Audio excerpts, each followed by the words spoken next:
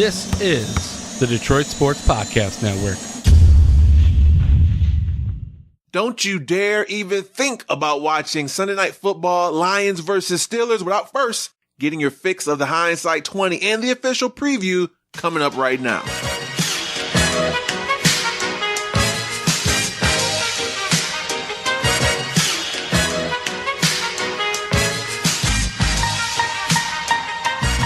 It's the Hindsight 20 podcast. I'm your host, Jerry Mallory. I want to thank each and every one of you for listening. As always, proud member of the Detroit Sports Podcast Network and prideofdetroit.com. So it feels like it's been quite a while since the Lions have played.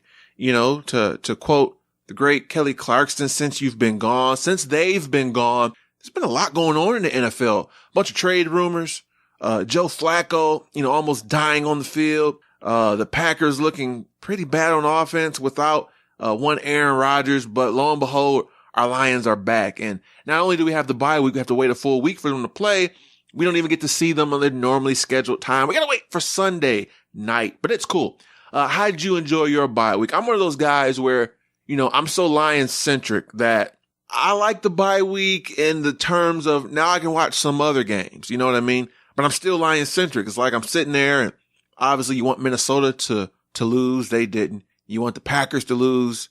They did. And I go deep, man. I look at scenarios. Anytime it's AFC versus NFC, all right, I'm rooting for AFC. It's just like Lions still kind of have a hold on you, but not as much. So it was kind of cool watching some of the other games this past week and even Thursday Night Football, Ravens versus Dolphins. But here we are.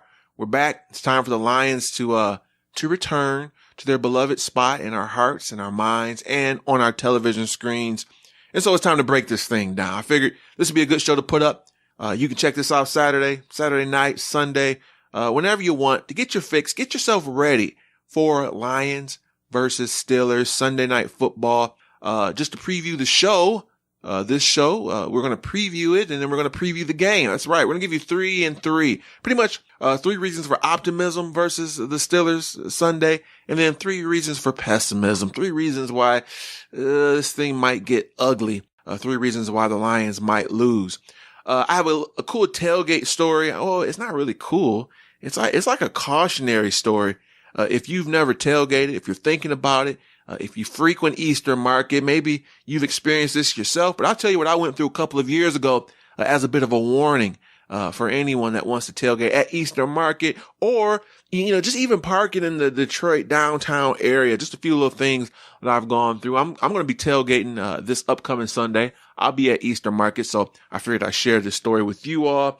And then we're going to tackle a few questions that was left on our Twitter account. Some interesting things about, Ziggy versus Anthony Zettel, for the season, Brad Kaya and, even Martavius Bryant. So let's get right into it, man. Without any further delay, I've got the good news and I've got the bad news, 3 and 3, 3 why the Lions, could win this game, 3 reasons why they will win if they end up doing just that, or 3 reasons if they lose, why they might actually go down to the Pittsburgh Steelers. So what do you want first, the good news or the bad news? I tend to go with the bad news first so we can end on a high note, but we're going to start with the 3 reasons for pessimism. I mean, we've waited, 2 weeks plus to see our Lions play. So let's speak positively to start this thing off. 3 reasons why the Lions can very well get that marquee victory. We've been hearing that little phrase thrown about, marquee victory, why they can get that marquee victory against the Pittsburgh Steelers. So, starting off, number 1, the Steelers, and specifically Ben Roethlisberger on the road. They've been rough, okay? To put it lightly, especially Big Ben. And this extends further than just this season. Ben Roethlisberger, I took a look at, some of his games, some of his worst games of the last few years. He struggles on the road. Now, one caveat, it seems as though he does a lot better against AFC opponents on the road, specifically AFC North in his division.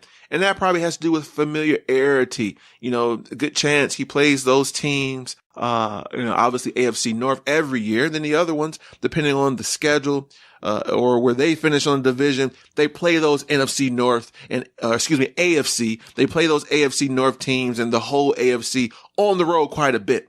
But when it comes to him playing, in the NFC on the road, he has struggled mightily. Look no further than this year. You got the Bears game. He's up here talking about, maybe I just don't have it anymore. Remember that game against Jacksonville, and they, certainly they look legit now. That defense in Jacksonville, looks pretty good. But the fact remains that Ben Roethlisberger and the Steelers as a whole, they've struggled on the road the last few years, especially though versus NFC opponents. If you think about it, he's only going to face that team on the road once every 8 years. So, there isn't a lot of, time to get familiar. There isn't a lot of time to kind of brace himself, if you will. So, that is a reason for optimism. All right. That is a reason you can look and say, man, they beat Kansas City on the road. I know that's a really good team there in Kansas City. But he has struggled mightily. So that's one reason you can look and say, man, we can actually pull this game off. As good as Ben Roethlisberger has been, as good as he's looked throughout his career on the road, specifically against, teams in the NFC, he's only seeing them once every 8 years. He's struggled. So hopefully, that rings true for this game. And I apologize. And I'm talking about the Jacksonville game. That was actually a home game.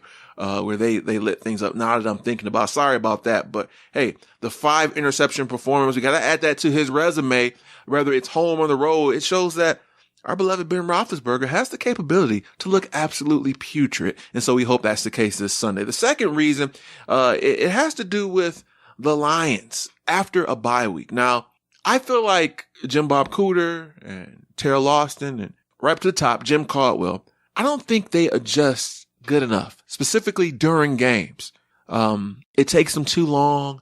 Oftentimes you see adjustments at half where it's like, oh man, it's a different team because they made the adjustments, where you would wish that they would kind of have some contingencies during, that said quarter, during the midst of things going bad, adjust on the fly.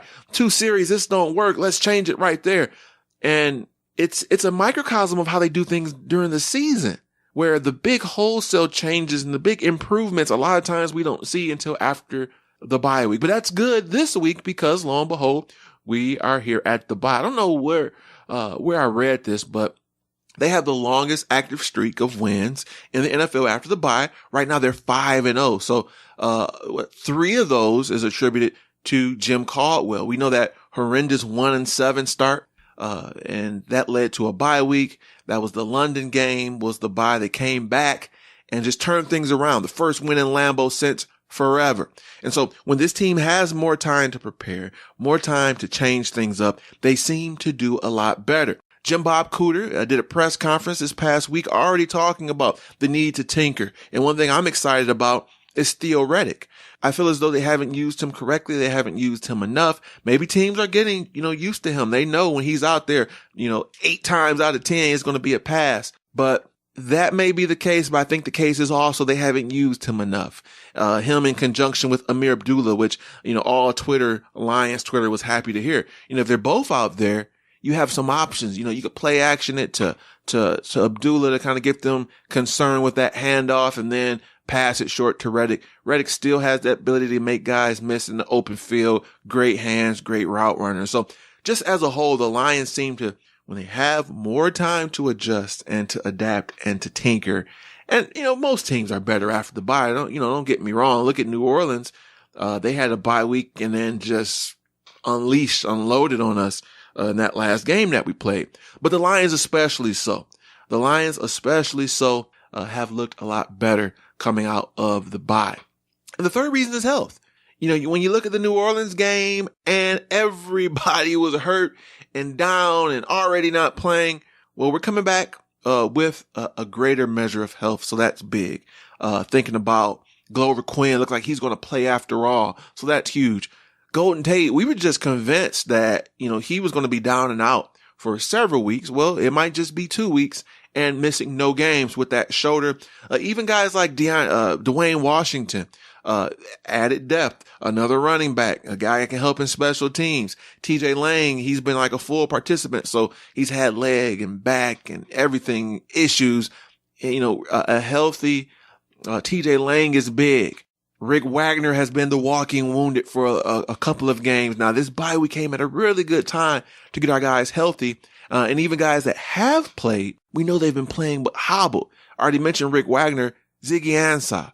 And I feel as though his second half, even though I know it's 6 games in, but his second half, we're going to call it the half, is going to be a lot better. 10 more games. I'm expecting him to do big things. I'm expecting him to get healthy and to right the wrongs. And so 2 weeks off certainly helped him. And then, we get the return of moving Matthew Stafford. Remember, when Stafford is mobile, when he can extend plays, it's a good thing. And that's a Madden quote, right? Hey, when your quarterback can move, it's better when he can't.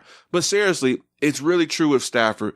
Extending plays, running, picking up third downs, all those things are available. So hopefully these few weeks off, that ankle that was bothering him helps. So we're coming in, getting health, a few guys coming back, a few guys that have been playing but wounded. So you gotta love that. So if you're looking at 3 reasons why we could walk away with the win, I'm looking at the Steelers, specifically Ben Roethlisberger struggling on the road. I'm looking at the Lions with their adjustments after bye weeks. They've been pretty solid. And then the extended measure of health. 3 reasons why, 3 reasons to have optimism for the game this Sunday night. Now on to the bad news. 3 reasons to have pessimism. 3 reasons why we'll hear people saying same old Lions. 3 reasons why people will be saying fire Caldwell, replace Stafford, yada, yada, yada. 3 reasons why your coworkers, because you're like me, you're like the official spokesman for the Lions, right? You listen to this podcast, you're an exceptional Lions fan, not just a regular. So 3 reasons why, since you're the Lions spokesman on your job, they'll come up to you and say, what happened to the team? What happened to your team? When we win, it's all of our teams on our jobs, right? But when we lose, it's your team. What happened to your team, Jerry? What happened to your team? Insert podcast listener's name here. 3 reasons why to have pessimism why the Lions might go down in defeat against the Pittsburgh Steelers. Well, thus far, and this is another Madden obvious answer, the Steelers look like the better team so far. Now, this offense, last few years have been really good. The killer bees, right? Ben Roethlisberger, Le'Veon Bell, and Antonio Brown. What can Brown do for you? Well, a lot. Arguably the best receiver in the league. Arguably the best running back in the league. I dare you to find a better receiver running back combo. And I'm just doing this on the fly, just kind of going through my mind of some of the best in the league. I mean, Freeman and Julio Jones is nice, but not better than Brown and Bell. Who else you got? Larry Fitzgerald's a little bit old. To add him in that mix with a healthy David Johnson. There isn't a lot of combinations there. Tyreek Hill and Kareem Hunt, that's a nice young duo. But seriously, the players, the personnel, the team as a whole has looked better. They've got that victory over the Kansas City Chiefs. They're 5-2. And a big reason why I'm liking the Steelers this year is because the defense, it's like just went through puberty right there. The defense has looked a lot better. The Steelers are known for having a hard-nosed defense. They've always had this blitzing zone scheme. Last few years, it hasn't been the case. But some of those young guys, some of that young personnel is starting to really develop. Your Ryan Shaziers of the world, etc. So just plain and simple, if I'm looking at these 2 teams right now, to be honest, I think the Steelers are the better team. They're more talented and potentially better coached. The second reason, and we talked about health being a major factor for the Lions as a bonus, there's still one glaring weakness, and it's the left tackle situation. And even if Greg Robinson was playing, it's the left tackle situation. Now, Brian Mahalik, maybe that's his name. I don't know. Malik, whatever. Malik, maybe it's Brian Malik.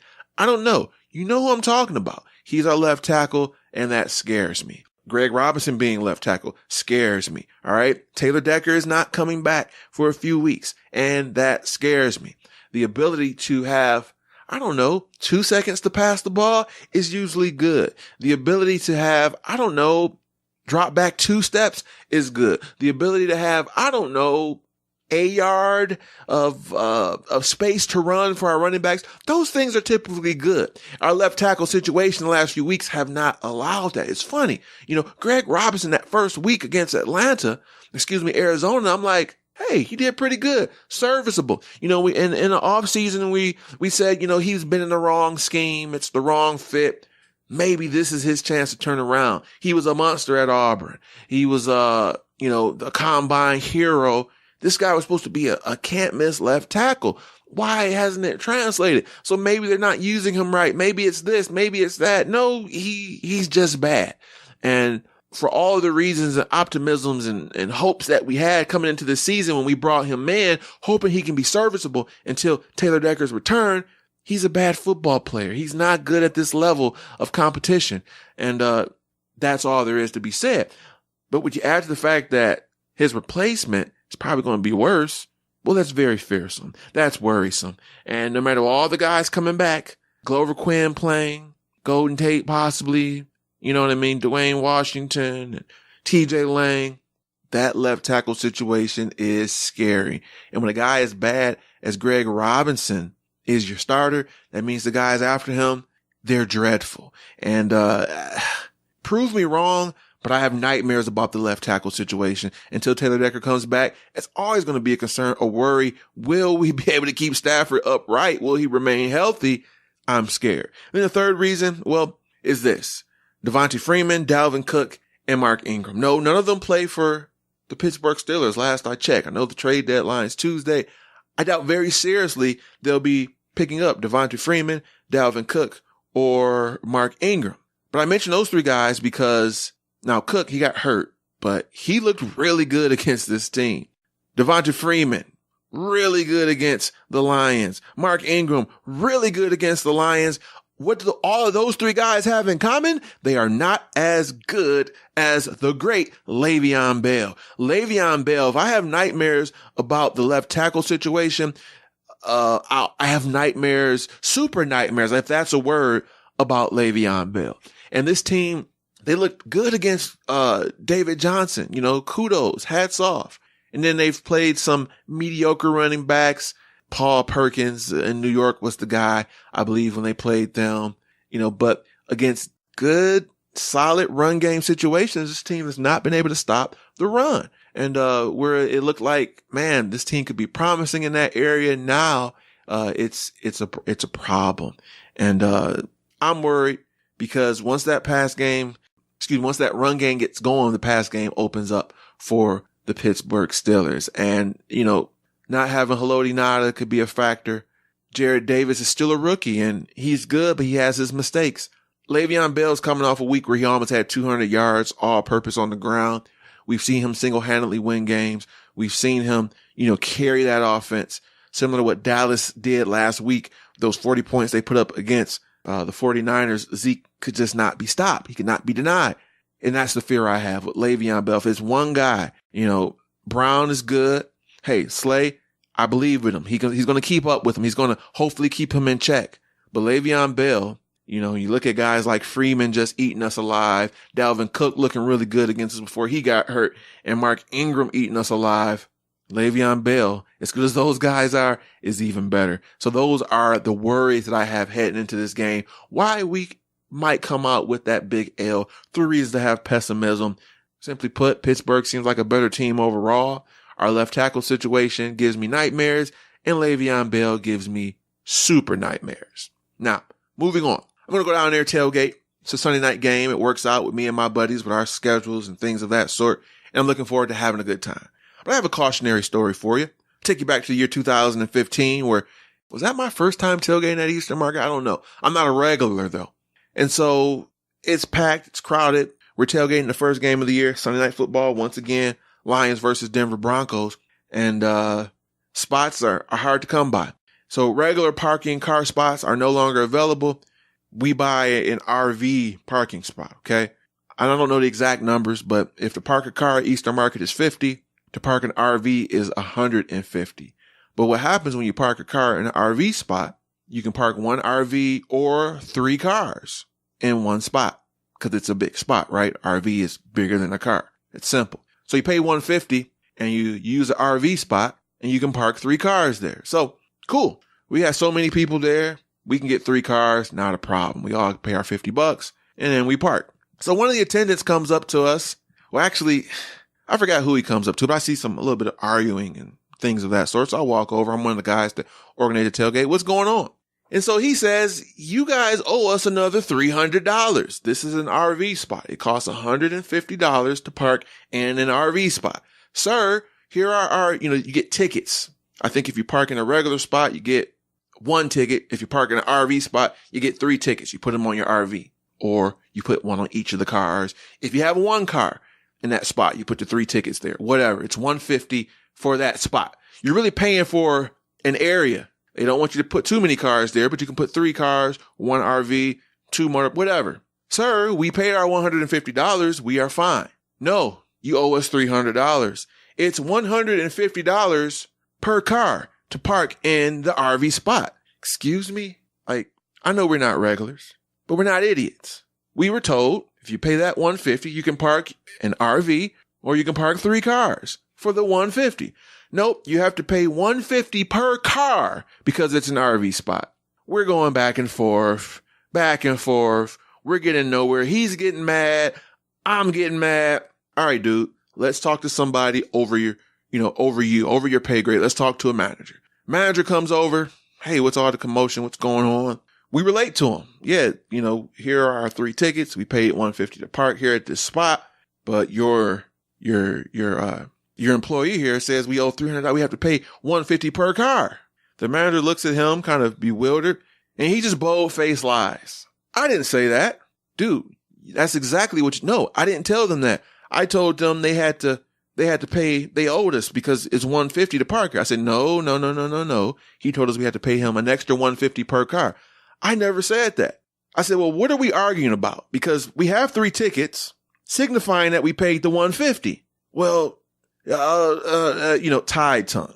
The story is simple. And after relaying the story to a few people, what happens at Eastern Market is they have their regulars. They got the guys there that they know come every week. So that's cool. But when someone new comes, if it's a group of people that aren't really familiar with the scenario, unfortunately, some of those parking lot attendants aren't the most honest. And so they'll say things, they'll make random charges. They'll basically try to get money out of you. So if we were, idiots and paid him that extra $300, that $300 goes in his pocket. And that's what they do. And, upon sharing this story with some other people, it's a common thing. So this is just a cautionary story for you. If you go in the Eastern Market, know how much it costs, know, what is expected. Make sure you're completely clear. And if a parking attendant wants to get more money from you, if something's going on, something's just kind of shady, always talk to management because they'll try to get you. It's the same when you're parking too downtown. A lot of these areas some tailgating areas are free. And there'll be guys on the street that'll act like they're parking attendants for an area that's just a random lot that doesn't have anybody. Or they'll say, hey, well, we'll look out for the car for you. Just be careful. There's a lot of guys out here with not the best intentions for you. So if you go down to Eastern Market, look out and, you've been warned. Okay. A cautionary story from yours truly. All right, guys, we're going to take a quick break. When we come back, we'll tackle the questions. We'll tackle. Yeah, I guess talking and tackling is it's a combo word. We'll tackle the questions. We'll tackle, trade deadline and rumors, and then we'll give you a prediction. So stay right here for the last half of the Hindsight 20.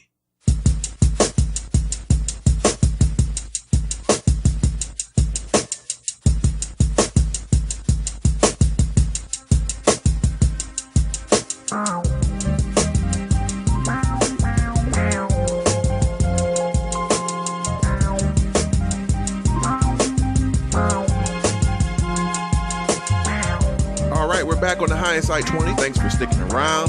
Let's get into some questions via Twitter. Of course, you can find me at Jerry Mallory NFL. Let's get to it. So at FBI agent for hire, Mr. Darren Lure, what is the infatuation with Brad Kaya? Seems senseless to carry 3 QBs considering the injuries on both lines. So thanks for the question. I don't think ultimately 3 quarterbacks will be carried. During the bye week, there's a lot of roster acquisition and movement. They bring guys in for looks. They sign guys and cut them before they even get a chance, like Jacquees, or he's a Jock. I think it's Jacquees Smith, defensive end. And so there's a lot of movement. Ultimately, Brad Kaya will be relegated to the practice squad. Now he has garnered interest from other teams. That's why he was over on Carolina. I don't think it's an infatuation with them.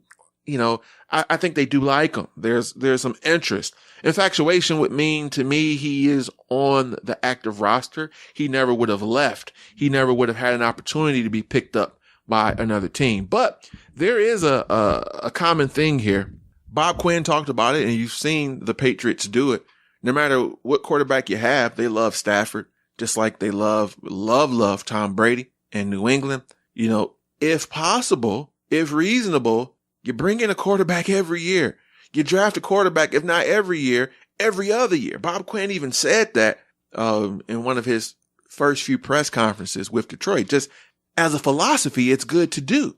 To bring a young guy in, there are several reasons why. Number one, even if you have a comfortable situation, it's important to have that next guy up. New England knows that. Even in years where Brady was gone down, now they didn't get glory, but Matt Castle was a guy they liked. He was serviceable, and they were able to still get, I believe it was 10-6. The suspension of Brady last year, they were able to go, 3-1 with the combination of Jimmy Garoppolo, and then he got hurt. And I want to say Jacoby Brissett came in. See, these things are important. Whether you need them for a game or two, it's a game filled with injuries. And so as a good practice, you want to have quality guys in. Now, if you got a Matthew Stafford, that doesn't mean you're probably going to sign, I don't know, a guy that's like a borderline starter. You're not going to go and sign like Carson Palmer next year or bring in a vet. But if you can get quality guys in the draft who you can groom, it's a philosophy that they stand by, that they've done. And I happen to agree with it. The second thing is, these guys become commodities. Jimmy Garoppolo has at times been rumored to garner as high as a first round pick. So it's a commodity. Even though you like Rudock and you like Stafford, Kaya there, you build him up and he looks good. You can garner something for him. You can flip the asset. You spent a 6th round pick on him. Maybe you can get a 4th from him eventually. And lastly, the reason why they said they drafted him, I think some of my reasons hold weight, but they also said for them, the talent was just too good to pass up. When you're in the 6th round and you got a guy that you have maybe a 4th round or 5th round grade on, no matter what the position is, it's worth taking the chance. So I don't think they have an all out just infatuation with them, but there's some interest, and the reasons I mentioned are there, and I stand by them. Thanks for the question, and keep them coming. The next one comes from Jay Sumner 07. It's actually a good friend of mine. He asked, who will have more sacks by the end of the year? Ziggy, Zettel, other. I'm going to go with Ziggy. And thanks for the support. I'm hoping that Ziggy Ansah doesn't have the continual nagging, quote unquote, that's the thing now, the parasite injury. When a guy just gets hurt and he can't. I even heard about Kenny Golladay, what parasite bit him because of the story of DeAndre Levy. And I even went down there, I think last podcast, the story of Levy, Pro Bowl, caliber, 2-3 just great seasons, random injury, and just can never get healthy again. And so we're kind of in that area with Ziggy. Now we're going on the 2nd year straight where just can't get healthy. But I'm confident that, if the health is there, he is a premier pass rusher. All right. I'm not the biggest Ziggy fan. I don't feel like his pass rushing is as consistent as I would like. Sacks are one thing, but if you're a guy that's just always back there, even in the, 14.5 sack year, I felt like there were still too many lapses in games where it wasn't a consistent rush, quarterback hits, quarterback hurries, but he is still a premier pass rusher. And so you gotta go with the guy that's done it before at a high level. You have to assume that he will get healthy. Like Caldwell said, wait for the end of the year before we start just saying is Ziggy just down and da. And like even Ziggy said this past week, hey, I feel good. I feel like I'm just as healthy and whatever as I was in 2015. I'm the same guy. So I'll give him that pass. Prove it to me. Let's see what you got. Next question came from our very own Detroit Sports Podcast Network at Detroit Sports Podcast. And it asked simply, Martavius Bryant, do we bring him in? For the right price, yes. He's on a 1 year. He doesn't solve all of our problems. some of the issues that I have with some of our receivers, he may have some of those issues. You know, I'm a little leery now when a guy plays with somebody dynamic.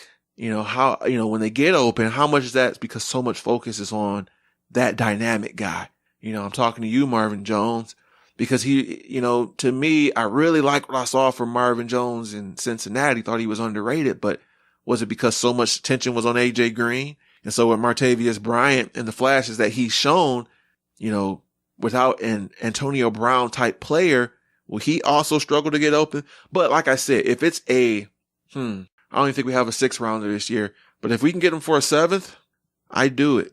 Other than that, I don't know, because you have the personality, the character flaws. It's only a 1-year situation, but we do need some help at receiver. So there you have it, which brings me to what I'm going to talk about briefly. You know, trade deadlines this Tuesday. You don't see a ton of trades in the NFL, but a lot of names have been bantied about. Eric Ebron has been mentioned quite a bit. Theo Reddick. And, you know, you got guys like Anquan Bolton saying he wants to return. He's available for trade. And even Cordy Glenn. Well, let's throw Cordy Glenn out. He's on a 5-year deal making, you know, about 12 to 14 million annually for the next 4 years. That's not the answer. You know, Taylor Decker, when he comes back, is our guy. And so even with that being said, you know, right tackle is sold. You know, Rick Wagner's there. You love him there. So then what? You bring in Cordy Glenn and you're on the hook for this money. What, you move him to left guard? Maybe if you're not enamored with Graham Glasgow, not paying a guard $12 million a year, especially a converted guard. So, you know, some guys you just have to throw out. You know, Reddick, no, he won't get traded.